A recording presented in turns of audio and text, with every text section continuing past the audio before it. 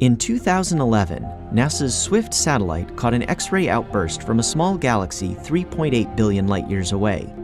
Within a couple of days, researchers realized they were witnessing the aftermath of a tidal disruption event, a star ripped apart by the monster black hole at the galaxy's center.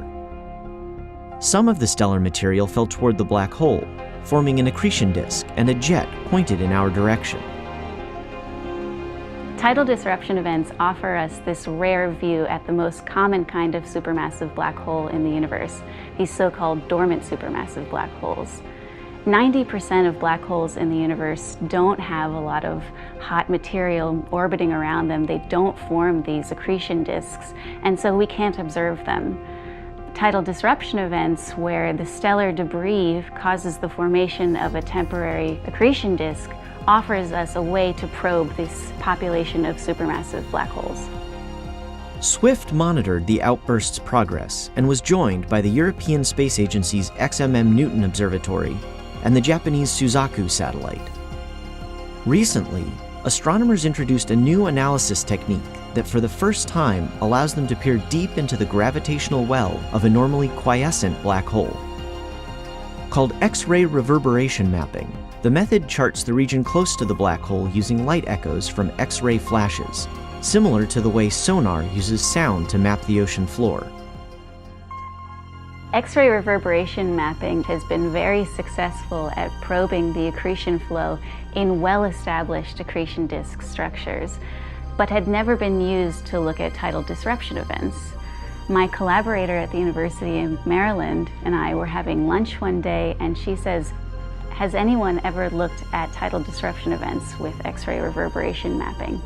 That night, I stayed late at the office and just tried it out on this data from Swift J1644, and much to my surprise, the result was amazing, and I could see that we were looking at the structure of the inner accretion flow around a normally dormant black hole for the first time.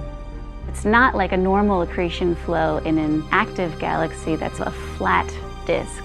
This is something that is extremely puffy, very turbulent, and we are measuring flashes of X-ray emission deep within this newly formed accretion disk.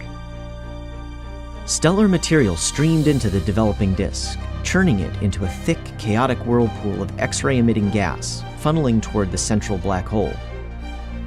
Deep inside this cavity, multiple X-ray flares erupted, providing a flash that echoed throughout the region. Previously, astronomers had thought that the X-ray emission is coming from far out in a jet. But what we're finding with these observations is that the X-ray emission is coming from flares very close to the supermassive black hole. And we can use these observations to probe properties of the black hole itself. For instance, we found that the mass of the black hole is something on the order of 1,000,000 times the mass of the Sun.